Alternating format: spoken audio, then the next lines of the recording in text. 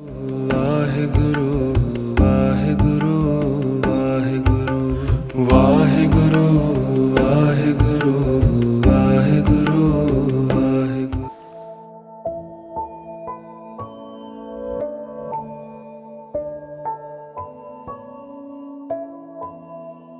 ਤਿੰਨਾਂ ਗੁਣਾਂ ਵਿੱਚ ਹੋ ਕੇ ਵੀ ਤਿੰਨਾਂ ਗੁਣਾਂ ਤੋਂ ਅਤੀਤ ਹੈ, ਤਿੰਨਾਂ ਕਾਲਾਂ ਵਿੱਚ ਹੋ ਕੇ ਵੀ ਉਹ ਕਾਲ ਅਤੀਤ ਹੈ, ਤਿੰਨਾਂ ਅਵਸਥਾਵਾਂ ਵਿੱਚ ਹੋ ਕੇ ਵੀ ਉਹ ਸਾਰੀਆਂ ਅਵਸਥਾਵਾਂ ਤੋਂ ਅਤੀਤ ਹੈ। ਉਹ ਹੈ ਇੱਕ ਓਂਕਾਰ, ਉਹਦਾ ਸਰਗੁਣ ਰੂਪ ਹੈ।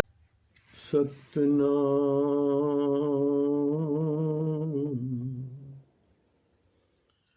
ਸਤਨਾਮ ਸ੍ਰੀ ਵਾਹਿਗੁਰੂ ਵਾਹਿਗੁਰੂ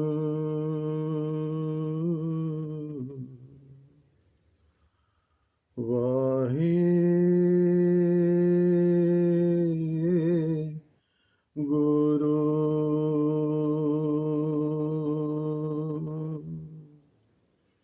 ਇੱਕ ਓੰਕਾਰ ਸਤਨਾਮ ਕਰਤਾ ਪੁਰਖ ਨਿਰਭਉ ਨਿਰਵੈਰ ਅਕਾਲ ਮੂਰਤ ਅਜੂਨੀ ਸੈਭੰ ਗੁਰ ਪ੍ਰਸਾਦਿ। ਵਾਹਿਗੁਰੂ ਵਾਹਿਗੁਰੂ ਵਾਹਿਗੁਰੂ ਵਾਹਿਗੁਰੂ।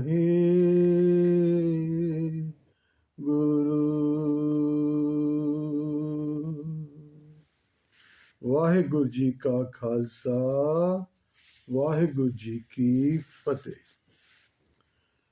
ਗੁਰੂ ਪਿਆਰੀ ਸਾਧ ਸੰਗਤ ਜੀ, ਇਹ ਜੋ ਕੱਲ ਤੋਂ ਪਾਵਨ ਬਾਣੀ ਸ੍ਰੀ ਆਨੰਦ ਸਾਹਿਬ ਜੀ ਦੀ ਵਿਚਾਰ ਆਰੰਭ ਕੀਤੀ ਹੈ, ਸਤਿਗੁਰਾਂ ਦੀ ਅਪਾਰ ਬਖਸ਼ਿਸ਼ ਰਹਿਮਤ ਤਰਸ ਹੈ।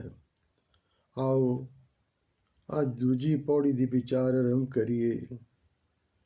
ਟੂਕ ਮਾਤਰ ਲੜੀ ਜੋੜਨ ਲਈ ਪਹਿਲੀ ਪੌੜੀ ਵਿੱਚ ਗੁਰਦੇਵ ਕਿਰਪਾ ਕਰਦੇ ਹਨ। ਆਨੰਦ ਭਇਆ ਮੇਰੀ ਮਾਏ ਸਤਿਗੁਰੂ ਮੈਂ ਪਾਇਆ। ਮੇਰਾ ਹਿਰਦੇ ਘਰ ਆਨੰਦ ਨਾਲ ਭਰ ਗਿਆ, ਖੁਸ਼ੀ ਨਾਲ ਭਰ ਗਿਆ।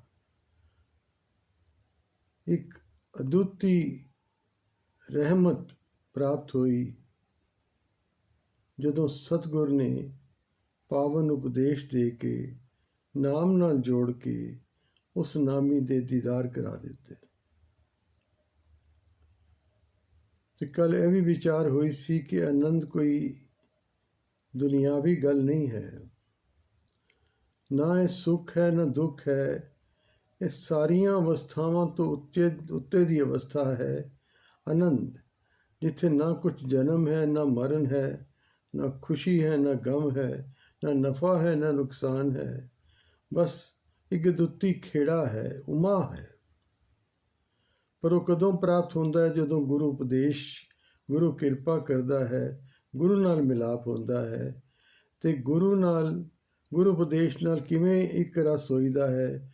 ਜਦੋਂ ਦੁਨਿਆਵੀ ਮਾਇਆ ਦੇ, ਤ੍ਰੈਗੁਣੀ ਮਾਇਆ ਦੇ ਚੱਕਰਕਾਲ ਤੋਂ ਉੱਚੇ ਉੱਠ ਕੇ ਸਮਾਧੀ ਅਵਸਥਾ ਦੀ ਪ੍ਰਾਪਤੀ ਹੁੰਦੀ।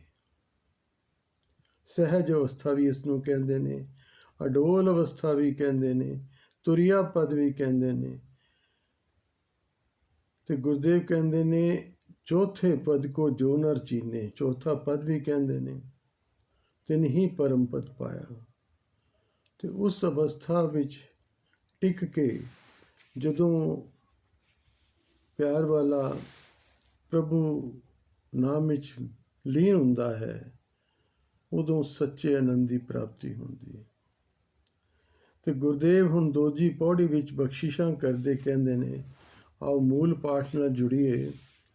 ਏ ਮਨ ਮੇਰਿਆ ਤੂੰ ਸਦਾ ਰਹੋ ਹਰ ਨਾਲੇ, हर नाल रहो तू मन मेरे, दुख सब विसारना।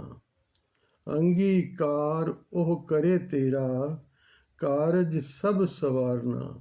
सबना गलां समरथ स्वामी, सो क्यों मनो विसारे। कह नानक मन मेरे, सदा रहो हर नाले। ਪਾਤਸ਼ਾਹ ਕਿਰਪਾ ਕਰਦੇ ਹਨ, ਇਹ ਮਨ ਮੇਰਿਆ ਤੂੰ ਸਦਾ ਰਹੋ ਹਰ ਨਾਲੇ। ਕਿਉਂਕਿ ਸਾਰੀ ਭਟਕਣ ਮਨ ਕਰਕੇ ਹੈ। ਮਨ ਹੀ ਟਿਕਦਾ ਨਹੀਂ। ਮਹਾਤਮਾ ਬੁੱਧ ਦਾ ਜੋ ਮੂਲ ਉਪਦੇਸ਼ ਹੈ, ਜੋ ਉਹਨਾਂ ਨੇ ਆਪਣੇ ਸੇਵਕ ਆਨੰਦ ਨੂੰ ਕਿਹਾ कि हे आनंद, मन सभी वृत्तियों का पुरोगामी है। भाव सब बाहरमुखी वृत्तियां दा, बाहरमुखी कल्पनावां दा जो मूल है वो मन है। तो गुरु नानक देव जी महाराज कहते ने जोगियां नूं, जोगी मन जीते जग जीत। ये मन है जो बाहर नूं भटकदा है। ਤੇ ਇੱਥੇ ਗੁਰਦੇਵ ਇਸ ਮਨ ਨੂੰ ਸਮਝਾਉਂਦੇ ਹੋਏ ਕਹਿੰਦੇ ਨੇ ਕਿ ਮੇਰੇ ਮਨ, ਹੁਣ ਤੂੰ ਸੱਚਾ ਆਨੰਦ ਤੈਨੂੰ ਪ੍ਰਾਪਤ ਹੋਇਆ ਹੈ ਨਾ, ਤੇ ਹੁਣ ਇਹਦੇ ਵਿੱਚ ਟਿਕਿਆ ਰਹੋ।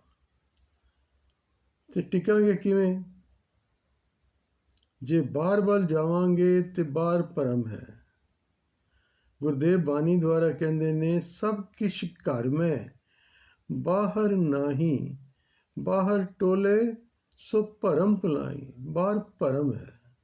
जितना बाहर दौड़ेगा मन, उतना ही भटका नहीं जाएगा। जितनियां इच्छावां करेगा, कुछ पूरियां होणगियां, होर इच्छावां वध जाणगियां। मन कदी रजदा नहीं।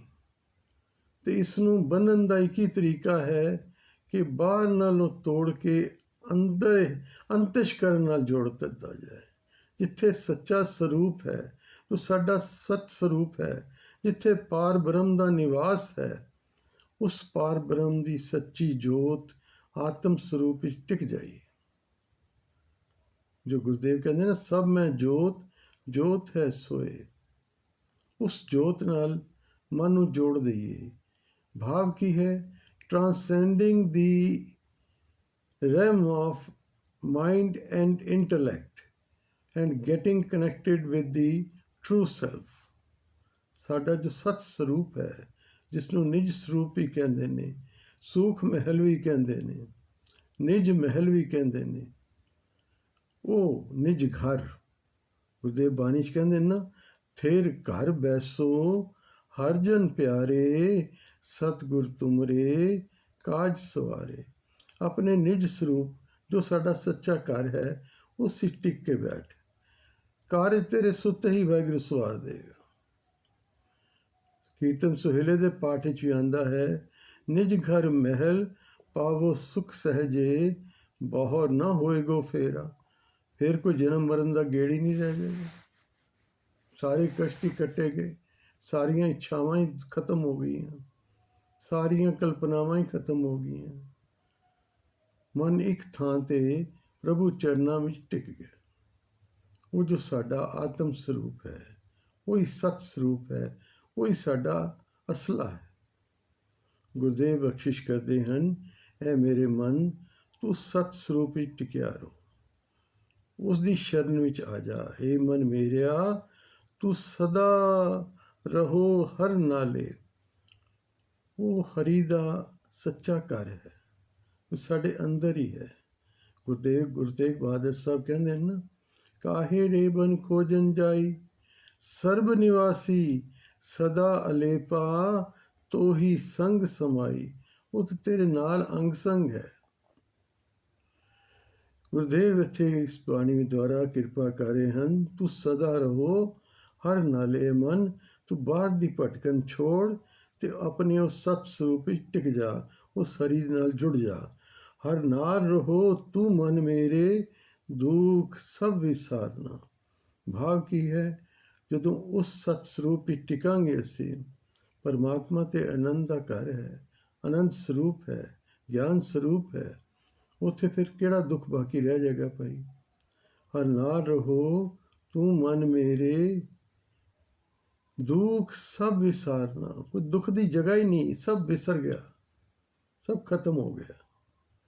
ਅੰਗੀਕਾਰ ਉਹ ਕਰੇ ਤੇਰਾ, ਕਾਰਜ ਸਭ ਸਵਾਰਨਾ। ਇਸ ਤਰ੍ਹਾਂ ਉਹਦੀ ਸ਼ਰਨ ਜਾਏਗਾ ਨਾ। ਬਾਣੀ 'ਚ ਪੰਕਤੀ ਆਉਂਦੀ ਹੈ, ਜੋ ਸ਼ਰਨ ਆਵੈ ਤਿਸ ਕੰਠ ਲਾਵੈ, ਇਹ ਬਿਰਧ ਸੁਆਮੀ ਸੰਦਾ। ਇਹ ਉਸਦਾ ਮੁੱਢ ਕਦੀਮੀ ਬਿਰਧ ਹੈ, ਉਹਦਾ ਸੁਭਾਅ ਹੈ। ਜੋ ਸ਼ਰਨ ਆਉਂਦਾ ਹੈ ਉਸ ਨੂੰ ਆਪਣੀ ਗੱਲ ਨਾਲ ਲਾ ਲੈਂਦਾ।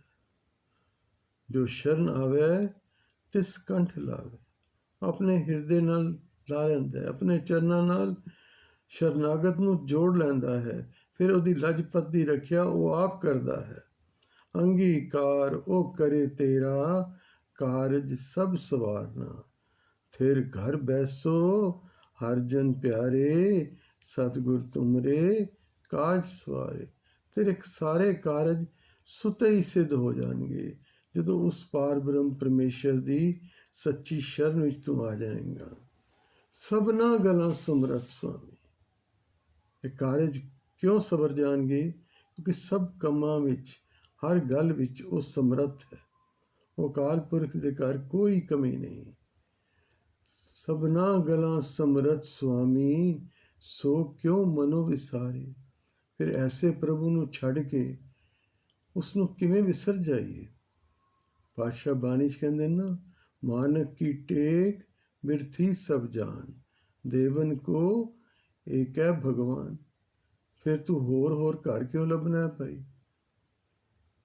ਪਾਤਸ਼ਾਹ ਕਿਰਪਾ ਕਰਦੇ ਹਨ ਕਿ ਜਗ ਜੀਵਨ ਪੁਰਖ ਤਿਆਗ ਕੇ ਮਾਨਸ ਸੰਧੀ ਆਸ।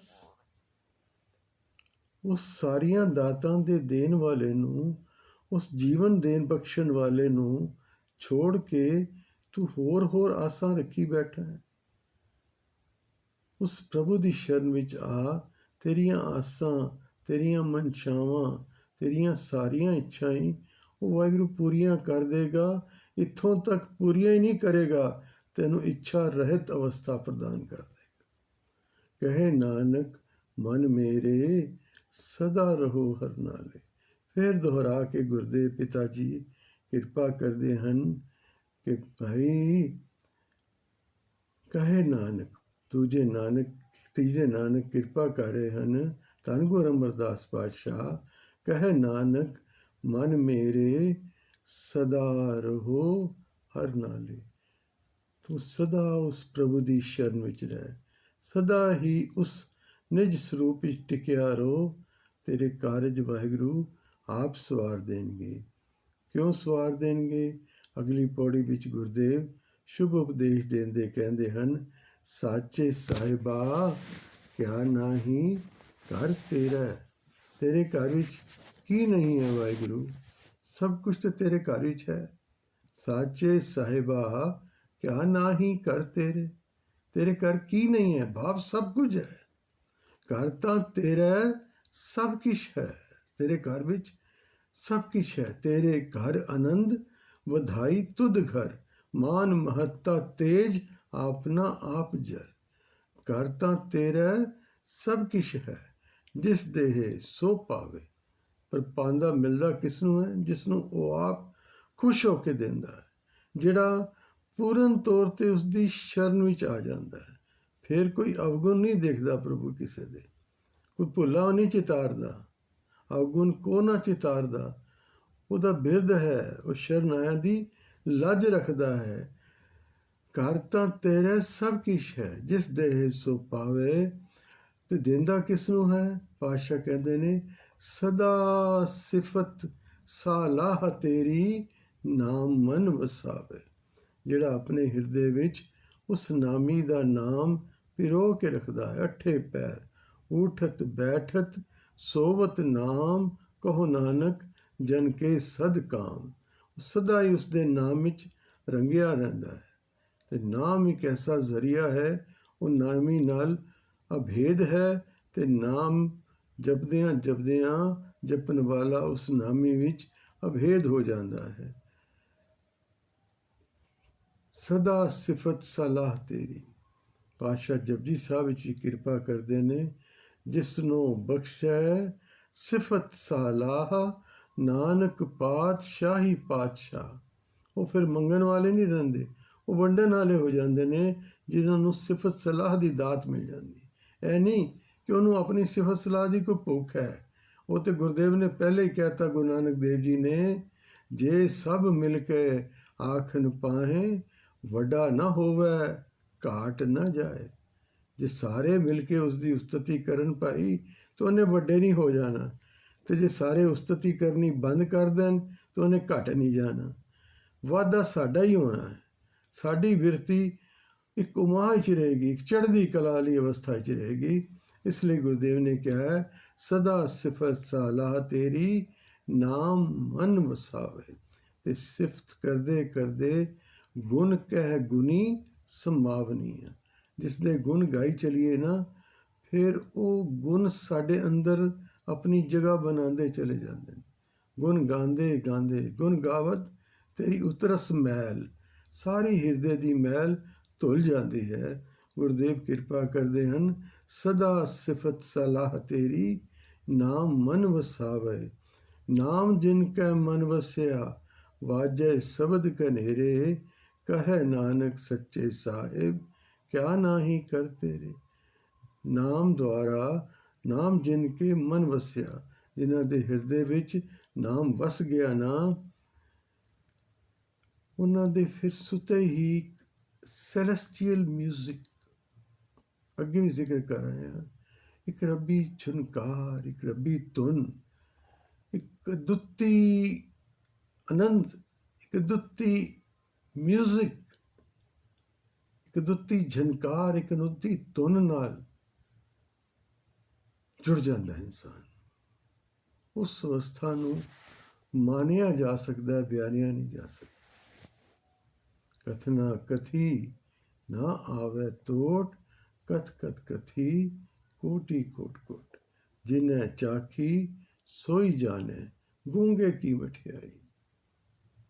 ਉਹ ਤੇ ਫਿਰ ਜਿਹੜਾ ਜਾਣਦਾ ਹੈ, ਜਿਹਨੇ ਇਹ ਰਸ ਚਖਿਆ ਹੈ, ਜਿਸ ਨੇ ਇਹ ਮਧੁਰ ਸੰਗੀਤ ਸੁਣਿਆ ਹੈ, ਜੋ ਇਸ ਮਧੁਰ ਸੰਗੀਤ ਵਿੱਚ ਇੱਕ ਰਸ ਹੋਇਆ ਹੈ, ਉਸ ਅਵਸਥਾ ਨੂੰ ਉਹੀ ਜਾਣਦਾ ਹੈ, ਉਹ ਮਾਨ ਰਿਹਾ ਹੈ, ਬਿਆਨ ਨਹੀਂ ਸਕਦਾ।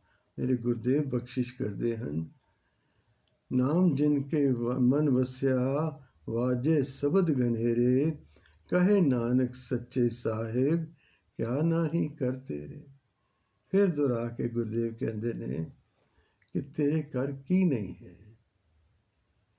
ਮਹਾਂਪੁਰਸ਼ ਬਜ਼ੁਰਗ ਕਹਿੰਦੇ ਸਨ ਕਿ ਜਿਸ ਦਾ ਘਰ ਗੁਰੂ ਗ੍ਰੰਥ ਸਾਹਿਬ ਤੋਂ ਪੂਰਾ ਨਹੀਂ ਹੋਇਆ ਨਾ, ਉਹ ਫਿਰ ਕਦੀ ਹੋ ਵੀ ਨਹੀਂ ਸਕਦਾ।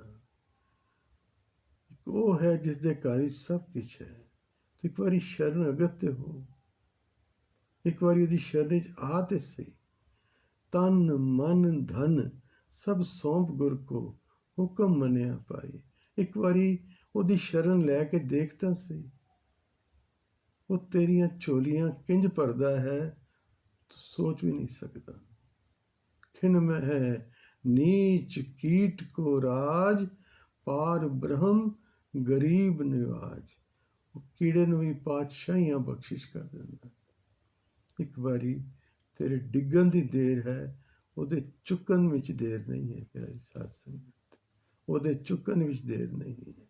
ਇੱਕ ਸ਼ਾਇਰ ਨੇ ਬਹੁਤ ਖੂਬ ਕਿਹਾ ਹੈ, मैं अदा कर रहा था नमाज वफा, दफ्तन मेरे कानों में आई सदा, ये सर तो रोज ही झुकता है बंदे, कभी दिल भी झुके बंदगी के लिए। काश तेरा हृदय झुक जाए। मत्था ते तू रोज टेकना है, सजदे तू रोज करना है, पर कदी पूर्ण तौर ते आत्म समर्पण का भाव आ जाए। तन ਮਨ ਧਨ ਸਭ ਸੌਂਪ ਗੁਰ ਕੋ, ਕਿ ਵਾਹਿਗੁਰੂ ਮੇਰਾ ਤੇ ਸਭ ਕੁਝ ਤੂੰ ਹੈ। ਉਹ ਭਾਈ ਲਹਿਣਾ ਜੀ ਵਾਲੀ ਗੱਲ ਕਿ ਗੁਰੂ ਨਾਨਕ ਧਨ ਸੰਪਦਾ ਲਿਜਾਣ ਵਾਲੇ ਲੈ ਗਏ, ਉਹਨਾਂ ਦਾ ਕੋਈ ਹੋਏਗਾ, ਪਰ ਮੇਰਾ ਤੇ ਸਭ ਕੁਝ ਤੂੰ ਹੈ। ਲਹਿਣੇ ਕੋ ਆਪਣੇ ਅੰਗ ਲਗਾ, लहने को अंगद कर दिया। एक बड़ी मनोहर साखी याद आ रही है, एक निश्चय दी, एक विश्वास दी। गुरु नानक देव जी महाराज अपने आसन ते विराजमान, कोई गुरसिख आके मत्था टेकदा है, एक सिक्का आगे रखदा है।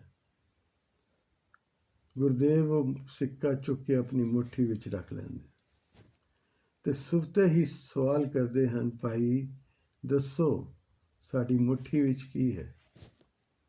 कोई कहता महाराज चांदी का सिक्का है, कोई कहता एक मोहर है, कोई कहता है सोने का सिक्का है, कोई कुछ कहता है, कोई कुछ कहता है।